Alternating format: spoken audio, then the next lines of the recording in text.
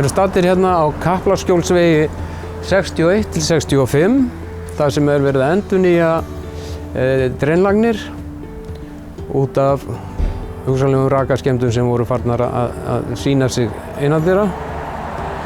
Og verktakinn Böðvar Markan, pípulagningameistari, og hans crew hér til staðar.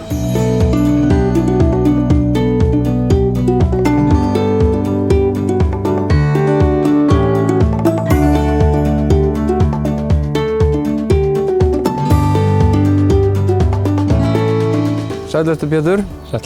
Við erum staddir hérna í Vesturbænum í verkefni hjá Böðvari Markan, heljarinnaverkefni, og þú ætlar að fara yfir svona ganginn á þessu, hvernig þetta gengur fyrir sig. Hvað kom til að það var farið út í þetta verkefni? Getur okkur sagt hvað það? Já, mjög líklega hafa komið upp rakaskemmdir hérna og Böðvar sjálfur fengið á staðinn til að mynda lagnir og meta aðstæður. Og svo hefur ákveðið framhaldi að taka dreinið og endurnýja skolpið líka. Já, og hvernig framkvæmið verkið? Ég meina, þið grafið allt upp, fjarlægið efni, hvað kemur í staðinn? Já, sko, þegar við byrjum að grafa þá kemur ljós náttúrulega að jarðvegurinn þannig að við þurfum að fjarlægja mikið á honum. Hann er mjúkur og fullur af bleitu.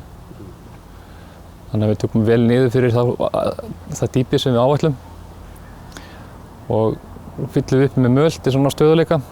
Það var þetta að ganga í skurðinum að vera blautur lappirnar að hreinlega bara sökkva á kaff í mold. Ég sé þessi möl sem þið notið í þetta, er þetta möli hraun eða eitthvað annað? Þetta er bara grjótmulningur. Grjótmulningur og svo þið tjargið veggina? Já. Við byrjum á því að hreinsa mold og óhreinindi af veggnum, svo tjarran haldist föst á veggnum. Og svo límuru, eða hvað, hvernig festið ullina? Ullin hún er bara fest með svokölluðum díflum. Það eru plöst. Já. Ok, og svo kemur takkadúkur utan á það? Já, svo kemur takkadúkur utan á það og svo setjum við lista yfir takkadúkinn, efst á honum. Já. Það er svo að jarðvegur fari ekki á milli og svo hæð sem komin er núna, koma lagnirnar, dreinlagnirnar beint á það? Nei, við byrjum að því að vinna okkur út frá brunninum. Séum við eftir að grafa frá reyndar. Já. Svo verður bara sandað og sett möl yfir hjá gnóðum. Já. Til þess að læsa á laugnunum og halda þeim kjörum. Og þegar þið ljúkið verkinu, hvaða kemur sandur eða hvernig efni notið þið svo í endanlega uppfyllingu? Í þessu tilfelli er talað að lokafrágangurinn er svona grófjafnað yfirborð. Já. Þá sópum við svona mest af grasinu og endur bara með möl, bara í efsta-laginu. Já. Svo getur fólk svo ákveðið í framhaldi af því hvort það vilja láta þökuleggja eða helluleggja eða hvað sem er. Akkúrat.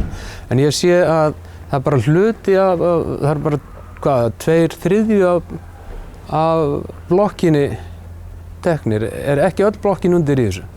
Við vorum búnir hérna fyrir mörgum árum að taka 1/3. Já, já. Þessi sem svo stígagangur sem er lengst þangað. Já, sem er þarna austast. Já. Já. Og hérna, hvenær er áætlaður svona, hvað er áætlaður verktíminn á þessu? Hvað tekur verkið langan tíma? Hvenær byrjuðu þið og hvenær ætlaðu að ljúka þessu? Við byrjuðum fyrir, það er konar, rúm vika.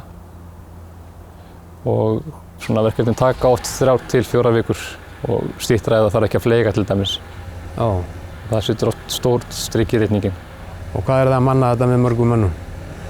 Það er oft hægt að gera þetta 2, en þegar við byrjum að leggja þá er gott að vera 3. Já. Bara í dreininu, svo er náttúrulega menn inni að brjóta á, við munum taka skolpið út stystu leið, niðurföll og svoleiðis, tökum það út úr skurðinum og reyna að útrýma eins mikið við getum af lögnum undir gólfi.